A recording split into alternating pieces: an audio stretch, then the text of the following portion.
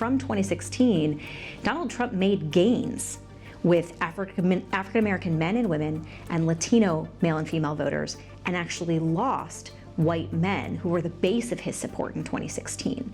According to exit polls, President Trump won a higher share of non-white voters than any Republican presidential candidate since 1960, and blue-collar workers donated large amounts to the Trump campaign. On the other hand, donor data shows that former Vice President Biden received large amounts of donations from big corporations, including big tech.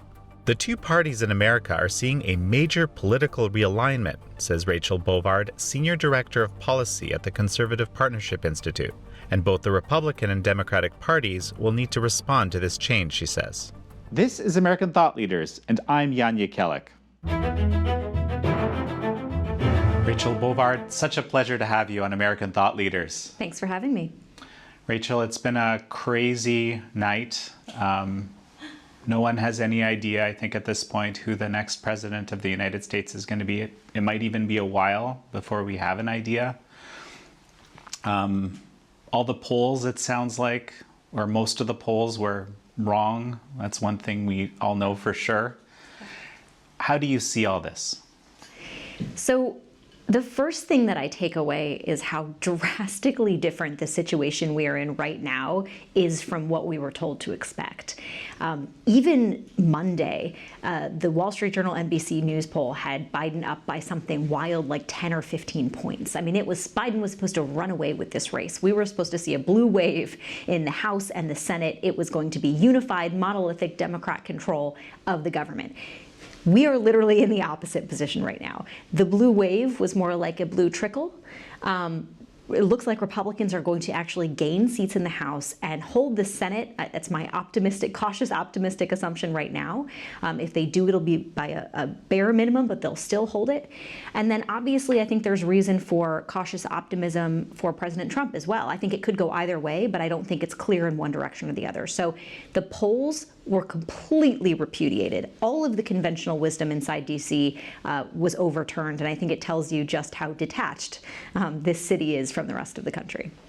Well, let's talk about the polls briefly. It was suggested that if the polls don't pan out this time in comparison to 2016, it's basically a complete repudiation of the entire profession. What are your thoughts? I think that there is a lot of reason for self-reflection for these pollsters, and I think it more broadly speaks to some concerning trends, I think, in America itself. For some reason, people are not comfortable telling pollsters that they were going to vote for Donald Trump.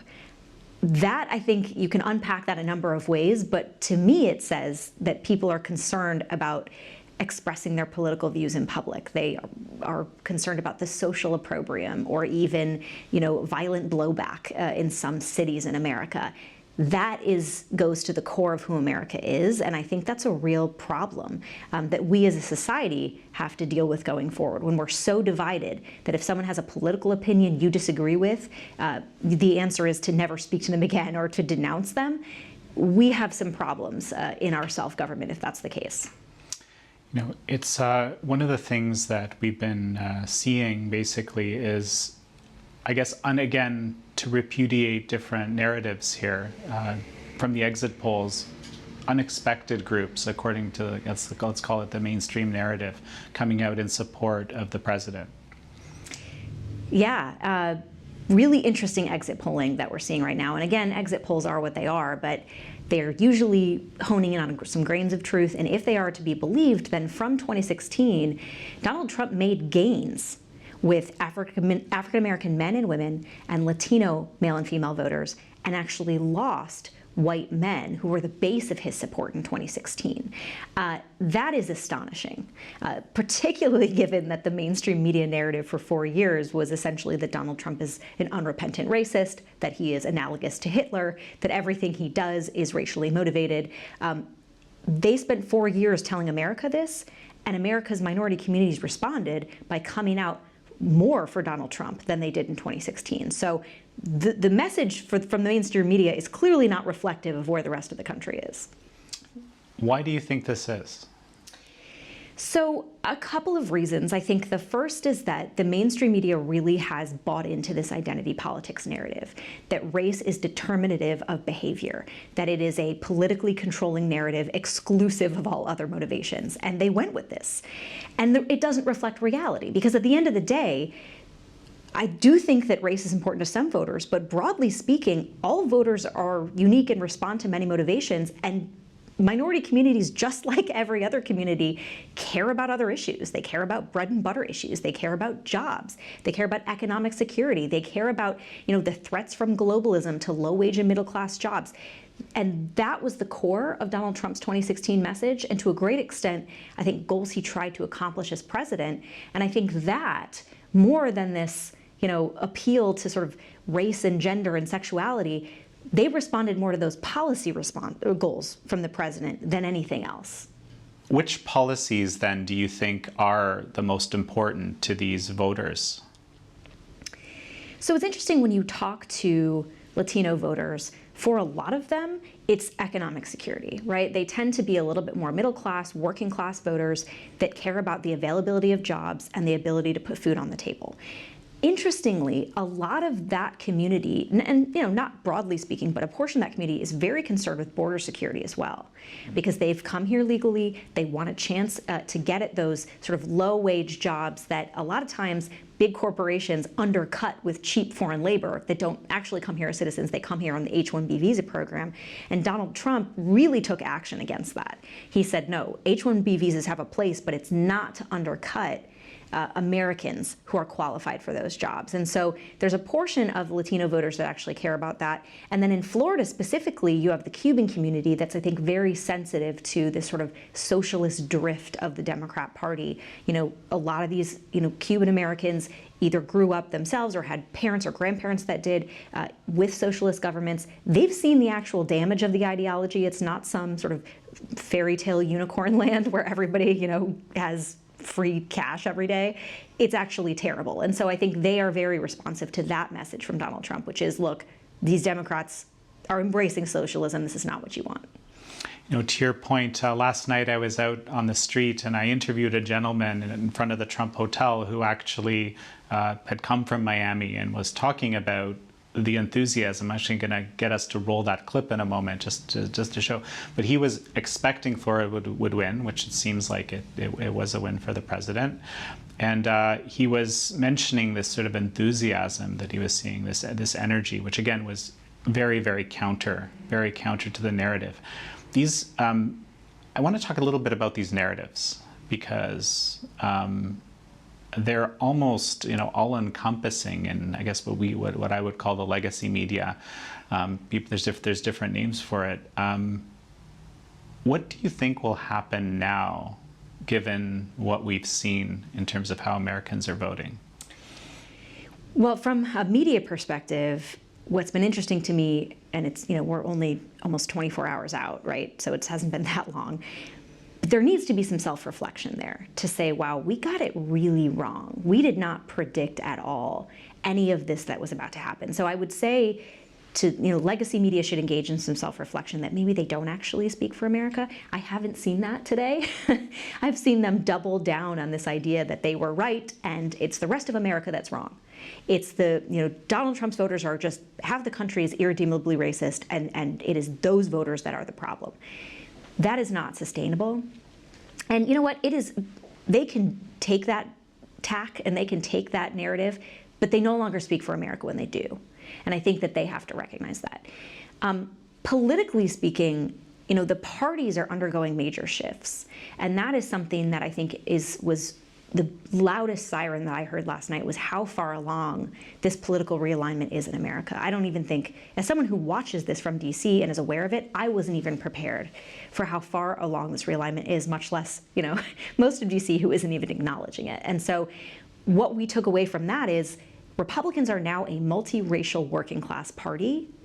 Democrats are now sort of the big money, corporate, Wall Street globalist party. So the parties in that sense, that their bases have almost completely flipped.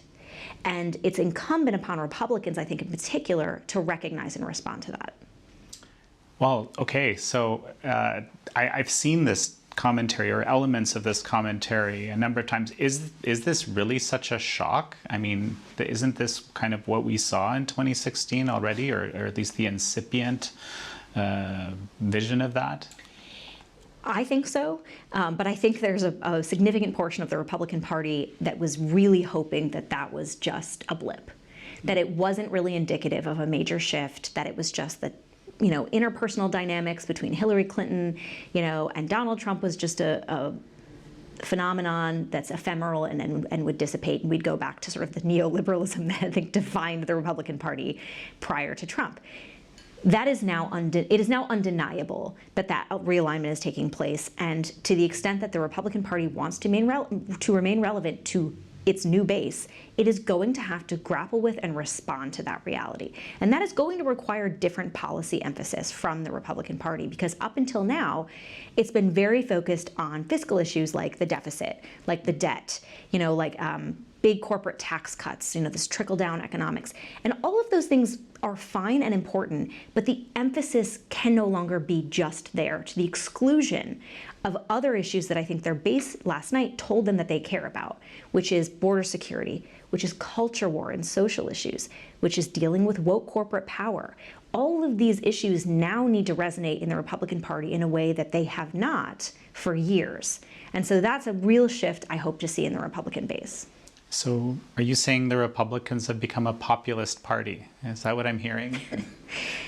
I don't know if I would go that far yet. I think the party is still working out kind of what it's going to look like, but there are elements of populism that are resonating in the GOP base, and the institutional Republican Party has not yet, I think, come to terms with that. I think Trump represented that, and he tried to go a lot in those directions, but in many cases he wasn't necessarily supported by a Republican Congress that was ready to do that yet.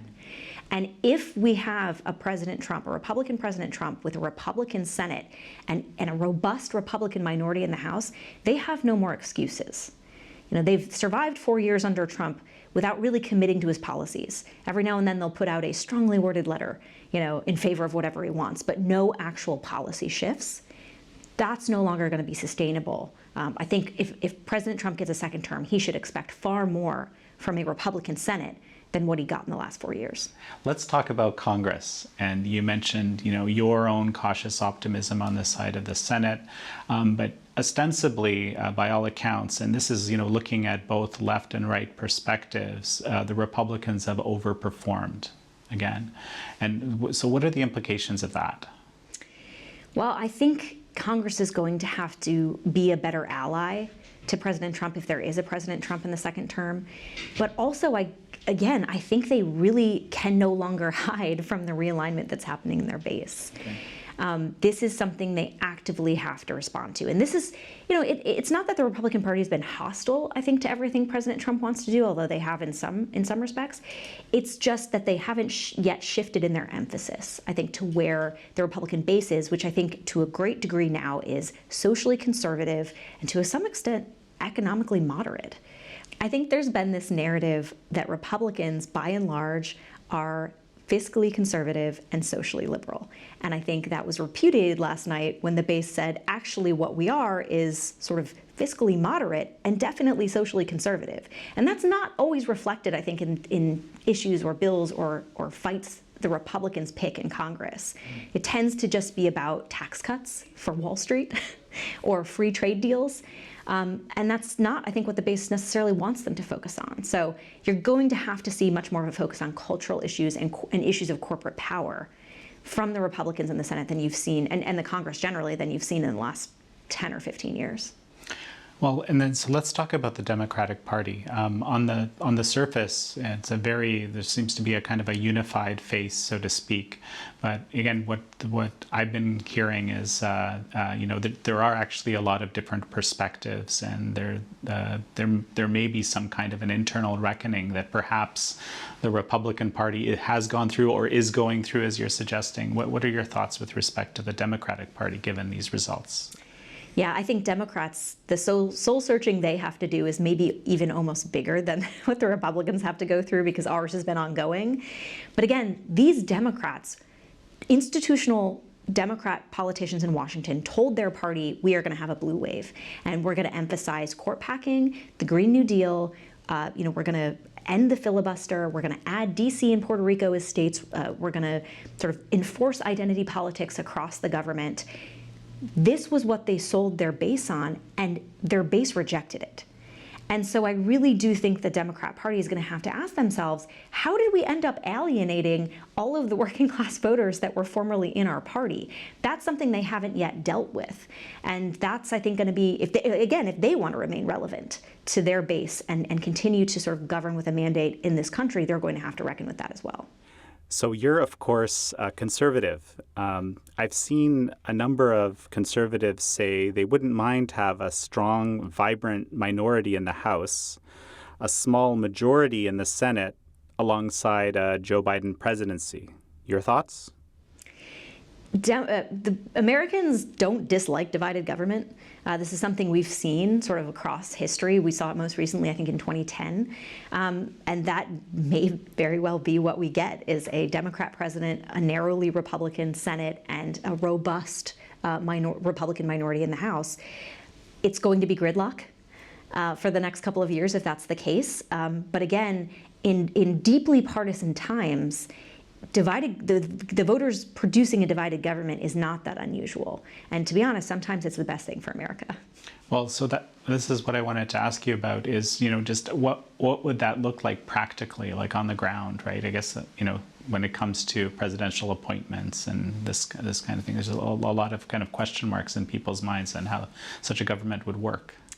Yeah, the gridlock in the Senate, I think, will be significant. Remember, political appointments now, the filibuster is gone. And so it is a narrow 51-vote majority that can confirm all political appointments. If Republicans have that 51, they can virtually block most of President Biden's cabinet. Now, I think that there are enough institutionalists in the Republican Party who would say that's not the role of the Senate. The president should be able to pick their people. You'll see sort of the Susan Collinses of the world come across and help Democrats confirm those nominees. But I think by and large, you're going to see gridlock on a number of priorities of whatever President Biden would want to get through the Congress. And because of that, you'll see him take the executive order approach that President Obama did in 2010, where he said, well, if Congress won't do it, I have a phone and a pen, and I'm going to do it that way. It is an approach, and you've seen President Trump do some of that as well. The downside is that it can be easily undone by the guy that comes next. So you're not really creating a legacy so much as you're creating a series of short-term gains that can be, you can have a pen and a phone, and you'll give the next guy a giant eraser, essentially. So let's flip that around now. President Trump ends up carrying the day. What does it look like? Well, I think this is a huge opportunity for President Trump if he gets a second term, because his first term was effectively squandered by Congress, pushing his, flimsy impeachment, trying to say he wasn't valid because of this, fake conspiracy theory about Russia. Now, I expect Democrats will do that again, but I think this White House will have learned the lessons of the first term, which is to give it no quarter. And to waste little time on it. So I think a second term from President Trump, he will feel he does have a mandate to come in and really aggress on the issues that got him elected in 2016, which were, taking on China, seriously taking on China, addressing some of our global disparities with our trading partners to make sure that America is being treated fairly by our partners. I think really you're going to see a second term President Trump take on big tech in a way that he's threatened in the first term, but hasn't really carried out. He's going to do as much as he can, I think, to start reining in those tech giants, and that's going to have, I think, a significant impact that he wasn't able to do in the first term, but hopefully can do in the second. So, speaking of big tech, we couldn't help but notice that the president's tweet last night was, I guess you'd call it suppressed or hidden. What do you make of this? This is your other hat as part of the Internet Accountability Project. It's interesting because Twitter's CEO Jack Dorsey was sitting before the Senate a week ago telling senators with a completely straight face that Twitter has no ability to impact the election outcome. And yet they've spent the last 24 hours moderating content for election integrity solely in one direction. So if Twitter can't impact election outcomes, I'm not sure why Twitter is censoring the president for misinformation. But I think, the cat is out of the bag with big tech. They are clearly politically motivated in one direction. And when the biggest speech platforms in the world are no longer allowing people to speak freely or engaging in blatant viewpoint censorship, then yes, I think it's incumbent upon the Congress to say, are we benefiting this? Are our policies actually encouraging this? Let's do some oversight here of the subsidies that we're giving these industries. I think that's the entirely appropriate role of Congress. If Congress can't or won't do it, President Trump, I think, is looking to do this in a second term with FCC regulations that will bring Section 230, which is big tech's financial subsidy, back to its original intent, which is effectively to say, look, clean up the internet. Don't let, harassing, lewd, obscene material flourish, but let Americans speak freely of whatever political persuasion. So you had some commentary recently about media, some of these legacy media actually kind of like pushing the tech giants to basically censor more. I mean, that's, again, always strikes me as an odd thing for media to be doing. Yeah, it's interesting. I think the left-wing media, well, we're talking primarily about NBC News, which habitually now, you saw them go after the Federalist. They basically got Google to deplatform the Federalist, which is a conservative news site, or threatened to deplatform. And then last night, NBC News reported President Trump's tweet to Twitter in an effort to get it censored. There is a line of thinking that, again, the mainstream media, the left-wing media, and Democrats, when it comes to big tech, they want to censor all political activity they disagree with on these platforms. Republicans take a different approach, and they say, no, the answer to bad speech or speech you disagree with is actually more speech, not less. And so that represents, I think, the divide in how we deal with these tech platforms is more censorship or more speech. And that's sort of the divide between Democrats and Republicans. But to your point, the mainstream media is working very hard, and with success, I would say, to weaponize these big tech platforms against speech they disagree with. And I think it's a very, very concerning and troubling trend when sort of woke corporate media combines with woke corporate power to stifle out legitimate political speech. That cannot stand in a free society. Rachel, a number of even left-leaning voices like Matt Stoller, author of Goliath, have been commending this DOJ antitrust lawsuit against Google. What do you think the fate of that would be, assuming the president would leave office? So it is a very good lawsuit. I would agree with Matt Stoller that I think it's very pragmatic, laser focused on the things Google is doing that are anti-competitive and unlawful. It doesn't try to answer every problem. It just focuses on what they can win in court. And so for that, I commend the DOJ.